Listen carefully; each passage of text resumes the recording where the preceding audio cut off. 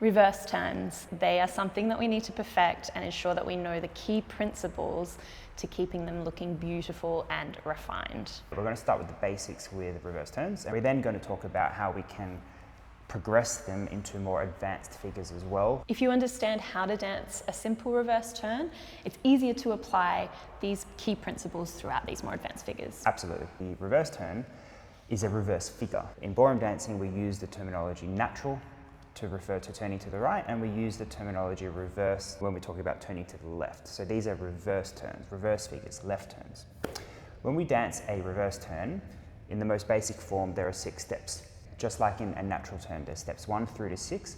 Steps 1 through to 3, man is going forwards, lady is going backwards, and steps 4 through to 6, man is going backwards, lady is going forwards. We'll just show you quickly what the reverse turn is. Steps 1 through to 6. And 1, 2, 3, 4, 5, 6. And 1, 2, 3, 4, 5, 6. Quite a basic combination there, quite a basic sequence or application of the reverse turn. And these are closed figures, referring to the fact that we are closing our feet and lowering at the end of the bar. The principle for left turn is that we want to maintain our rotation to the right. And the reason for that is that it helps us to produce a more dynamic position within the couple. Yeah, another reason for this is that the lady is positioned on the man's right side. And so it makes it a little bit more difficult to move if we're in a square or even a right side lead position. Yeah. So that's why you'll hear a lot of people talking about, natural turns are more natural, they're easier to rotate, and that's simply because of our setup. Reverse turns, you've got to be a little bit more cautious of how you make the turn, and or making sure that you don't undo all of the rotational work that you do to prepare your body. Yes, when we're talking about turn, we're normally referring to the turn in the feet. Yeah, it's an important distinction. Not in the body. So what a lot of our students do and what a lot of dancers struggle with is the fact that they use their body to create the turn, which one is very physical and it doesn't look very nice. So, and what they're actually doing is creating a rotation and maybe not so much a turn. What's a rotation, Jonathan? So rotation is what we do around the spine without moving or turning the feet. The thing that makes this complex is that we often do both within a figure. Yes. Yeah, so we're going to create a rotation to the right, or if I do this so you can see it from the back, this is a rotation to the right, this is a rotation to the left. So what we want to do in the reverse turn is 1, create a rotation to the right, and then when we start to turn to the left, we're going to actually keep that rotation whilst maintaining our rotation. This looks easier than what it is. I'll show you quickly maybe the wrong version, which is what Talysa just discussed, which is undoing the rotation. Now, quite often I see people that don't even realize that they're doing this. It's very easy to simply wind up and then rotate back to the left as your feet turn back to the left. I'm going to show you the implications for the lady here if we do it incorrectly and our rotation unwinds. So Jonathan's putting me in a beautiful space here. Now he accidentally unwinds me. Oh dear, look where I am now. Even worse, if I see, so we'll do it this way, if on the very first figure, which is quite often where I see it, the very first step, this occurs. How heavy is your lady going to be now? Yeah, and also you're not going to be able to pass me very well or efficiently at all. Shall we do it correctly in hold?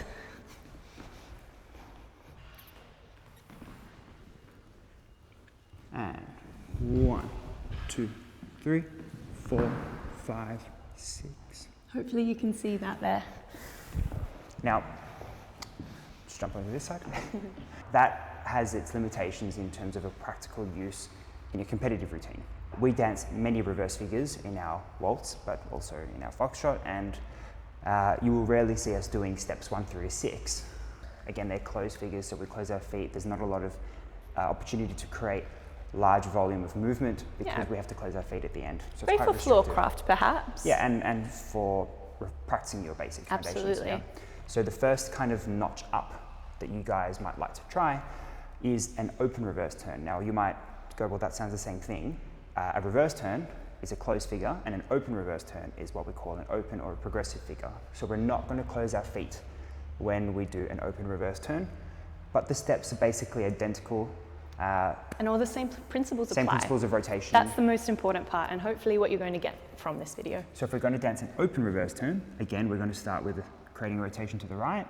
We're going to step forward with the same rotation to the side. Now the difference is here. We're going to step through into outside partner position and then collect at the end. Okay? You show that in hold? Yes. And 1, 2, 3. Good. And again, the other way. And 1, 2, 3. Immediately, it's a much more, I would say, you really feel the benefits of not closing your feet. You feel that you're moving more across the floor. Yeah, that beautiful momentum and movement. So probably the main consideration here is that the lady has to prepare or create space to step outside partner. Yes, so I do that with my foot mainly. I'm really making sure that I am allowing this rotation. And as I swing that left foot, I'm ensuring I have enough space for my right foot to step through. If I take that too shallow, maybe do it this way actually. If I take it too shallow, we're going to have a slight problem and I'm going to have to kick. Yeah, you'll feel really restricted with your space for your legs. Correct. It's Jonathan's side. Yeah, so we're going to just quickly kind of move through a couple of other what I would call evolutions from the reverse turn, because when I'm teaching, I'm constantly using this as a teaching tool. So we've got the reverse turn, step 1. Step 2, we've got the open reverse turn. What comes next? A quick open reverse turn. Lovely. Now, a quick open reverse turn has a syncopated element to it. So we're now adding in an additional step. This is going to increase the amount of movement, the volume of movement, also the speed and the energy and the momentum. Yes? So, a reverse turn or an open reverse turn, man commences going forward with the left leg, lady commences backwards with the right. We are going to add a preceding step. Okay? Now this is really important when it comes to linking this with other parts of your routine. So we're going to start with man going forwards on the right leg, and this is outside partner. So this is 1 and 2, 3. And again. From here, we're going to go 1 and 2, 3. Should we do it in hold? Yeah, that's a good idea. So we're going to go from our little lowering preparation step and 1 and 2, 3. And again, and 1 and 2, 3. Now, again, there is a lot of similarity between the quick open reverse turn and the open reverse turn. Yeah, so the last 3 steps, identical. Look how interesting we've made it. We've added that opening of the legs and then syncopation, and now we've got something that's really interesting to watch. The timing for this would usually be in waltz, 1 and 2, 3. You can very much dance this quick open reverse turn in a quick step as well. Absolutely. Yeah. It starts to become a little bit more tricky now because we're going from outside partner to closed position to side lead to outside partner back to close. So there's a lot of position changes when you're dancing a quick open reverse, but very important to remember, it's a left figure, it's a reverse turn, so we're going to keep our rotation mostly to the right. Yes? In fact, if you wanted to dance this to a very, very, very high level, you actually would reproduce additional rotation to the right when you're turning to the left. So you're not just going to maintain the same amount of rotation. If you do that, it's not wrong, it's not ugly, but it will look slightly stiff. Manufactured and a bit rigid. So really what you're trying to do is, as you're rising, if you wanted to be really soft and expressive, you would actually create more rotation to the right. And the same for the lady at that point. Yes. To use the quick open reverse in that way, you could dance straight into something like a throwaway oversway or an oversway. Most commonly, we would dance a tumble turn after a quick open reverse. So that is a standard quick open reverse. Now, you might be a little bit limited with what you can dance after a quick open reverse. You might go, well, I can only do this, this, or this. Now, there are many more opportunities to dance other figures. So, for example, something like a double reverse spin. And so then you'll start to realize, hang on a sec, when I finish my quick open reverse, I'm going backwards. Therefore, I have to use steps that commence with the man going backwards, which can be limiting. So if you wanted to dance, let's say, a quick open reverse followed by a double reverse spin, which is very, very common, we start our waltz routine Very effective. for many, many years using this combination. You'd have to start going forwards. So what we do in this sort of situation, and this is pretty much the kind of the highest version or evolution of the of the reverse turn, which is we're going to add in a slip pivot at the end. So there's an additional step, 2 new steps compared to where we started off with the reverse turn. So the reverse turn, just to quick recap, is 1, 2, 3. The open reverse turn, 1, 2, 3, not closing the feet at the end. We then have the quick open reverse turn, 1 and 2, 3. And now we have our syncopated quick open reverse turn with a slip pivot at the end. Usually we'll use this timing, but there are options, which would be 1 and 2 and slip pivot 3. Love it. And then we can dance, for example, a double reverse spin or a telly mark after that. So should we? Cross? Yes. So let's try that. Preparation step here, so that we can go outside partner, and 1 and 2 and 3.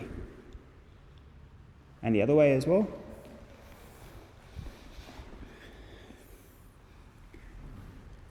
Two, 3. 1 and 2 and 3. Now with the slip pivot version, we need to do half a turn, which is pretty standard for pivots. Yeah, so if I'm finishing, let's say, backing line of dance for the quick open reverse, I will need to step back, commencing my turn in my feet and doing a pivoting action on my right foot. Lady would do a pivoting action on her left foot. Correct. He's allowing me, as the person on the inside of the turn, for me, as the lady on the outside of the turn, to pass accurately. That's it. So this is what we refer to as the evolution of the reverse turn. They all encompass the same principles of left turn, which, I mean, generally speaking, is maintaining or producing a rotation to the right, which gives us what we call a left side lead or a left side projection. It keeps us in that perfect position on the body as well, and it ensures that, you know, we're not going to get that heavy look. We're going to have a more naturally free and expressive turn and rotation throughout this figure. Please let us know how you go. And let us know what other figures you'd like us to explore in future videos.